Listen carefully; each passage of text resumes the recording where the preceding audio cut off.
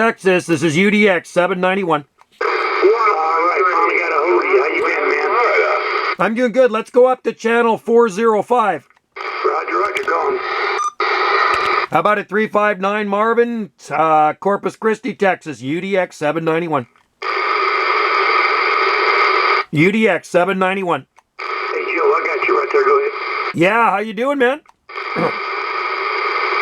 Oh, doing okay. I heard you in there a while ago, but man, I knew I couldn't make it to you because everything's coming in my end. At least a 9 on the meter. Yeah, it's quiet on this side. You're the only one in there. Same with that last guy in Georgia there. Yeah, you're blasting him. Yeah, conditions have been rather unusual, but I'll tell you what, like I said, anything less than a 9, I can't hardly hear them. I mean, that's just how much is coming in, everything from everywhere. Yeah, it's pretty quiet on this side right now. Not a lot of skip coming in. My radio's on its way back from California. They shipped it yesterday, and I should have my RCI 2980WX hopefully Friday. Yeah, they USPS'd it. Hey, good deal. I bet you're excited to get that thing back, and it'd be back in the safe hands of you. And so, Joe, you'll take care of that and love it to death, huh? Oh, I do. I love that radio. I bought it new in 2013. And yeah, they got it all tuned up for me and stuff like that. So I got to put it back in my radio room desk here and hook up my D104 and do some talking. Like I say, I'm on my little unit in Bearcat here right now. So yeah, hopefully it'll be here on Friday. I shipped it to them June 7th. So they've had it for a while there in Southern California. Yeah, I understand. Half the time it's a 3-month wait on just about anything you want, whether it just be for them to open it up or do some work in it. It seems like that's the standard rate here around, 2 or 3 months. That's exactly what they said. I guess they were backlogged. So that's Superior CB Inc. down there in Ontario, California. So anyway, when I shipped it to them, I shipped it on a Friday and they had it by Monday morning. So I'm hoping it gets here by Friday. Hey, there you go. Well, good deal. Yep. I've heard a lot of good stories, not only through you, but different people mention Superior CB up in the California area. So they must have that. As a matter of fact, if I'm not mistaken, I think I tried to get a hold of one time and I found out that 3 months. I said, man, I can't do that for 3 months. So I just opted not to go that route. Yeah, it was tough, man. If I didn't have another radio, I probably wouldn't do it. But unfortunately, there's nobody here on our island to repair them, right? And I don't even know anybody over on the Big Island that repairs them anymore. Back in the early days, I actually had a tech friend and he had a shop just south of Vancouver and I could take anything to him anytime. But that was like, 43, 44 years ago. Hey, there you go. Well, yeah, I've been taking one down here in the last 3 to 4 times around, whether it be a transistor amp or any kind of mobile stuff that I've got going on, even a bass. I usually take it. There's a place in San Antonio. I found that to be about the most effective. I mean, granted, it's a little pain in the butt to have to travel 2 hours, but I figure, what the hell? I show up. He keeps it. I just sit in the parking lot of one of the Baptist church, drink beer underneath the shade tree, and when he calls me, I go back and pick it up.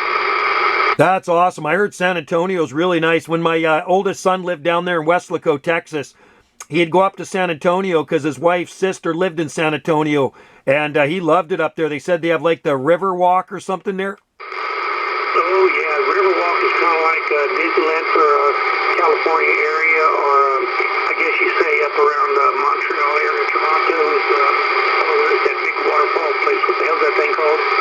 Oh, Niagara Falls? Yeah, that one. Yeah, I've never been there before. That's southern Ontario, Niagara region, kind of like bordering New York. But yeah, I've never been anywhere in Canada. I've been on the coast my whole life. When I travel, I always go to the U.S. Hey, there you go. Yeah, I've been up to Niagara Falls way back in the. It's been mid '80s or something like that. Had a good time. It was pretty beautiful, man. It's just absolutely phenomenal. I mean, it's a mind-blowing experience, especially when they give you the history behind it and how it, I guess, defies gravity. You know what I mean?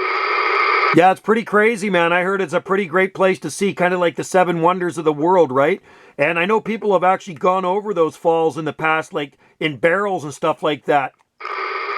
Yeah, I've been hearing that story for, ever since I was a kid, and how many had done it or how often they do it, don't know, but I guess that old history is going to follow us, including our grandkids. We'll tell them the same story. No kidding, man. Yeah, maybe it's, I don't know if it's false, maybe it's just a rumor. I mean, I've always heard it too, but I sure in hell wouldn't want to do that, go over those falls in a barrel. Yeah, that just I mean, I guess they're enclosed, if you would, but I'm sure they buffered it up pretty doggone good and made it insulated. And after a while, I guess to get some calm waters, they can open the hatch. I don't really know, but I think I've seen something. I don't know if it was from a movie or if it was a reality factor or maybe a true episode or incident. I don't recall, but still, yeah. I'll have to Google it, eh? Google seems to know everything. That's what I'm going to do. When I'm finished having a QSO with you, I'm going to go in and Google that. And maybe there's some images. Because I heard about it when I was a kid. I don't know if I've ever seen pictures of it or anything, but it's something you kind of hear about, right? So you wonder if it's just like an urban myth. True enough. I believe it is a factual. When I heard about it, and I believe, and don't mark me, but I want to say, shoot, it looked like, my gosh, it was still black and white, and I guess the fan was tick, and a little tipping going on, or that ticking going on from the reel-to-reel kind of thing. That's the first time I saw it, but I haven't heard or seen it actually lately. So that's even before I was born then. I was born in 1964, so that sounds like it's going way back. Yeah, well, me and you are right there neck and neck. I'm in 63, and so I just turned my 61 here one day last week. But, I remember watching it. And I was a youngster at the time, so it must have been, I don't know when, but like I said, I guess it's, people remember it, whether it's factual or it's something that we all want to make and make it sound good. I don't know if anybody survived it. I have no clue. Yeah, that's the thing, right? I mean, yeah, what a stunt, eh? I don't know. I don't even think I'd do it if somebody paid me enough money. No, thank you. I think I'd rather sit here and maybe talk on this or go out for a motorcycle ride. Speaking of motorcycle ride, it was about the same time when I was watching all that kind of stupid people. I'm sorry, I shouldn't call them that. Daredevils, if you would, including Evel Knievel, speaking of motorcycles. Oh, I used to love watching Evel Knievel when I was a kid, man. I actually had one of his toys back in the probably early to mid 70s there. It was kind of like one of those SST things. You pull a cord on it, and he would be sitting on this motorcycle and he'd go over like a jump and things like that. Man, Joe, you're not going to believe this, but that was one of my requests whenever I was, I don't know, maybe 6 or 8, 9 years old, whatever year it was. And I remember my dad asking me, well, son, what is that? And I said, don't worry, Santa Claus knows. That is awesome, man. Yeah, I had 2 of those things. You know what? I wish I would have kept them because they're probably worth a few bucks now. That was, I'm going to say maybe 1973, maybe 74, somewhere around there. It was a long time ago. Oh, man, I remember pulling on that tie string or whatever it was, and that one wheel, oh, my gosh, it was anywhere. I mean, it was a fast little booger. That was about the fastest thing. There wasn't no radio control stuff in my time. That's right. It was called an SST racer, SST, and you'd pull it was like a plastic cord, and it was kind of had gear. It would pull into a gear beside the wheel, and it had notches in it, the cord, and you'd pull that plastic cord out, SST racer, and the Evel Knievel stunt cycle had the same type of thing. Yeah, the one I had, it was like it was not a fork, it was I guess it was a drag racer car, one of them long skinny things with the baby wheel in the front. But I do remember that's what I was wanting, and my mom told me, and I told my dad, and I'll never forget it. And as a matter of fact, before my daddy passed away, he always reminded me of that story. Like he was kind of prying and prodding up, "What is that you want?" And I said, "Don't worry, Santa knows." That is cool, man. Yeah, and you know what? I had the dragster too there, Marvin. I had that. I had it was a green one I had. I remember that, and I'd take it out on the road, man. And did that thing ever go fast? Yeah, that was just man, you done sparked my interest. So SSP as in Paul, right? Yeah, I think it was SSP Racer, not SSP. You know what? I could Google images of that. If you Google it, I'm pretty sure, was it SSP or SST? Maybe SSP. And yeah, they were a really big thing back in the 70s. Like, I'm talking like early, mid 70s. There you go. Yeah, I went to the store today and I bought me some tie wraps, guess you say, where they interlock with each other, kind of like what the cops wear if they got to arrest too many people, that little tie string looking thing. And I bought that dadgummit, Joe. Yeah, those were we call them zap straps or cable ties. I know exactly what you're talking about. So it was kind of like that, except it had little little grooves in it, and it was long, and it had a handle on the end of plastic, and you'd put it in there beside the wheel. You push it all the way, and then you'd pull it out real fast, put the car on the ground, and it would just go. Well, I remember it. That's it. I thought about that when I bought that today. those tie wraps, or I think the cable wraps, I think they call it. But you know, and I'll never forget, man, when you crank that booger up, if you let that thing run on your palm or on your arm or something like that, it will leave a burn mark on you from that one tire burning like that. And remember that noise? It's like a little a fishing rod going off the big fish catched on the side. I remember that very well. You know what? I bet you eBay, you could buy things like that too, and I bet you they're really expensive. On eBay, I just like that. And then I sell stuff on eBay, and I'm always looking on eBay, and that's one thing that I've never ever thought about looking at until now I'm talking to you. And now when I get in there, I'm going to actually search for that and see how much those things are worth. You know what? I'm probably going to do the same darn thing just out of curiosity. You know, speaking about that same year time, I remember my mom and dad asked me, you know, within that year or the year after or prior to, it doesn't matter. But anyway, my story, it was kind of funny because my mom and dad asked me, what do I want for Christmas from Santa Claus? And I said, I wanted a monkey. And I thought I was going to get a monkey because I was a pretty spoiled kid back then. And man, I started crying when he came back with a Mr. Chimp, C-H-I-M-P. It was a motorized thing with the deck, and I guess they went around circles and circles, like on I guess a baton of some sort. Right on, man. That's funny. Good memories, huh? It's good that we can remember things like that. Well, I always wanted a chemistry set. And it would have been probably the early 70s as well. Mom and Dad bought me a chemistry set. You could buy them out of Sears Roebuck. And I got a chemistry set. And it came with all the nice dangerous chemicals in it. Back then they could sell stuff like that. Came with a Bunsen burner, lots of chemicals. I could mix up some cool concoctions. And I remember catching the tablecloth on fire. They weren't too pleased about that. I remember that, man. You know, them days are gone. You know, it's hard for these kids. Our days, even my kids, have a dadgum no earthly idea what the heck a Sears and Roebuck catalog is. Oh boy, that booger was pretty darn thick, you know what I mean? And I would spend hours looking at those things just trying to, and I'm circling stuff. Hell, I think I had that book, the toy section circle. That's right. They had the Christmas catalog, eh? And we just love when the Christmas catalog come out. You know, I remember back in the 70s, my dad ordered a Savage over-under shotgun, a 410 on top and a 22 on top and 410 on the bottom. I think that's what it was, or vice versa.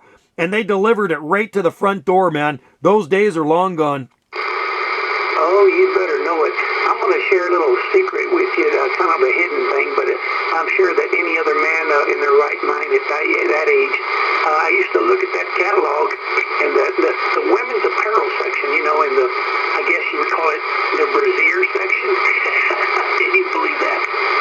Oh, yeah. Well, even better. My dad used to subscribe to Playboy when I was a kid. I mean, he subscribed to it from the early 60s all the way probably to the late 70s. And so they'd come in the mailbox, and they just had like a kind of like a paper kind of cardboard light paper sleeve over top, and you could actually slide the magazine right out of there. I remember that even in the stores, they just put them right behind the counter, right where the clerk was, and all you can read was Hustler or Penthouse or Playboy or Forum or whatever their new category stuff is. And yeah, they have a little paper tab sleeve around it, kind of not exposing what the product was. Exactly. So I'd go down to the mailbox, get the mail, make sure my buddies were with me. We'd always make sure to inspect Dad's Playboy magazine before we delivered to him. That just goes to show that we were true young fellers with expected expectations. That's right. And look at how good we turned out. Man, I can't believe I told anybody. Heck, you know, sometimes you got to be careful who all's listening up that way. But I didn't say anything, and I'm sure any 8 or 9 or 10-year-old boy wouldn't have, at least if not thought about, did that. We used to do the same thing, man. I remember it's like, wow, look at those babes. You know what I mean? That was funny. And the Sears up here is gone now. We don't have any Sears. And we had another department store called Eaton's. So they were kind of like Sears. They're gone. We had Woodward's, which was almost like Sears, a big department chain, gone. And the only one we have left is Hudson's Bay, and that's been around like since the 1700s, or maybe even the 1600s. They're still going, but I don't know how much longer because you got all this online stuff like Amazon and eBay and everything. Yeah, that online stuff, I mean, I'm guilty of it because I buy stuff off of both of those all the time. As a matter of fact, I just bought something off of eBay 2 days ago. Yeah, but I remember the Sears store. If it wasn't Sears we'd go to, it'd be a Kmart for us. But there is a building about, I guess it ain't maybe a mile and a half from us, the old Sears store. Matter of fact, they're going to tear it down. I just found that out about 2 months ago. They're going to tear all that stuff down, and of course, they're going to build a parking lot with some condos. Yeah, the land's probably worth so much. And yeah, it's funny, even shopping malls, when we were younger, teenagers and stuff, we go to the shopping malls. I went through one not that long ago. It was so dead. A lot of the stores were kind of like gone in there. I think that's what it is. Most people buy online now at the convenience of their own home. Same with me. I always buy stuff on Amazon. I buy on eBay. I mean, we got Amazon Prime, and it's delivered here within a couple of days. And we used to have Kmart up here, but they're all gone. I don't think we have any Kmarts left. We have Walmart, and then we don't have any Fred Meyer, but we have a Canadian Tire, which is comparable to Fred Meyer. They sell like everything. Yeah, 10-4. No, we had a Kmart, and it used to be Kmart and Sears, one of the two. That was the big ones for us down here. But yeah, it's kind of sad that you're right. Our mall, we used to have in this town and the other town I came from, that was where everybody used to go. It didn't matter what it was, but it became a dinosaur shop. I think there was only 1 or 2 places, and they were the last of the Mohicans to even keep the doors open. But then these fitness places came in here and bought the big ones like Montgomery Ward section and the bigger areas, and they got those gyms in there, 24-hour gyms. And shoot, man, I tell you what, I can drive by there right now, Joe, and if I can video for you, I bet you I can count 65 or 70 cars in that parking lot. Man, that son of a gun just rocking it. For the whole thing, wow, that's unreal. Yeah, no, that's like up here too. I think a lot of these malls are probably going to go under because I had to get my truck. I had to take it in for servicing. It was several months back, and I was in Victoria, southern end of Vancouver Island, not far from our island. And I said, well, let's just walk through the mall. And Wendy and I, my wife, we walked through. It's like, oh my God, I could not believe how dead it was. Like, the mall was a big thing back in the day. The malls would be just packed. Not anymore. And there were so many stores, they had like paper in the window, like they were closed up. So, I mean, if that keeps happening, I would imagine that's what they do. They probably rip down that mall and put up some high-rises. Well, that's what they got going on around here, though. We got 2 malls. We call that one the old mall.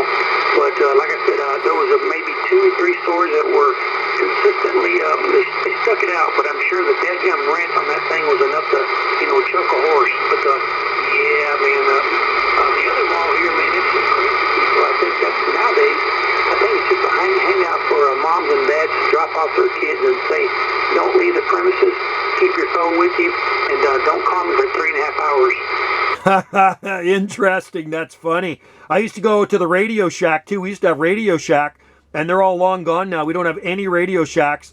And I used to love going in there back in the 70s because I used to look at all the radios. Funny you said that because the old Radio Shack was in the mall.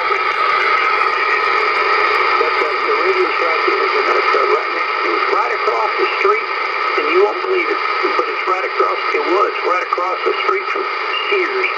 And I never understood how the heck, because that's before I knew anything about radio stuff. Man, how do they even make any money? Everything was just a bunch of gadgets and nothing. I remember that. And I remember actually Sears used to sell a CB radio too called the Sears Road Talker. Joe, I bought one at an auction. I mean, not an auction, at a ham fest. I bought it. Let me tell you this real quick story, man. I was I'm down here in Corpus Christi. I went up to Houston to a ham fest, and I got to looking around, and I wound up picking a road talker up. And I got to talking to the guy, and he said, well, I need to start packing up because I got to head back to my town. And I said, well, where do you live? And lo and behold, okay, now we're about 250 miles apart. He said, I'm in Corpus Christi. And I looked at him and said, you've got to be joking.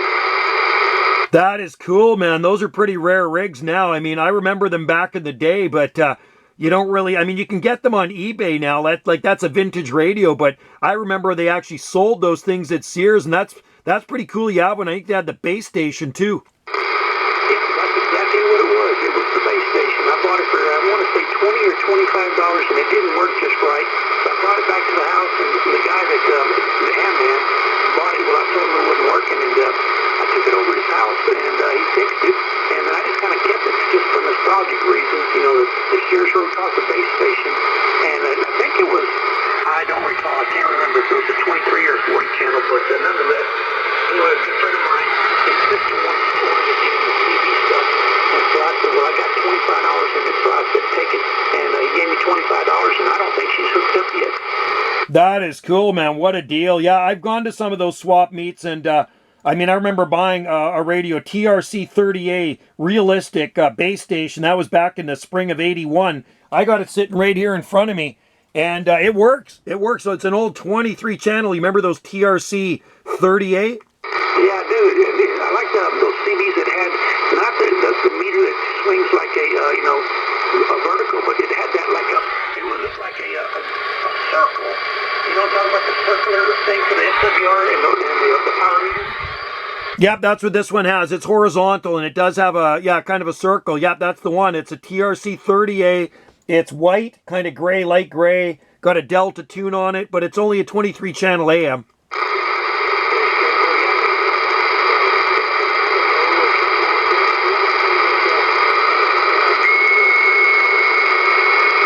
Looks like conditions are changing, Marvin. Hey, 359, if you can still hear me, I might have to pass the numbers. It looks like its propagation's dropping out. We've been going at it for over just about 22 minutes.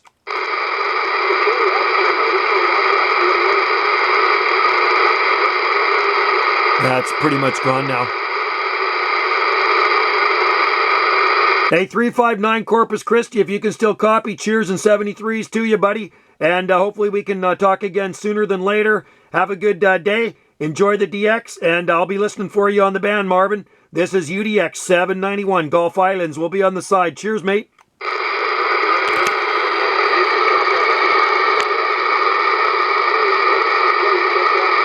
can still hear him in there a bit.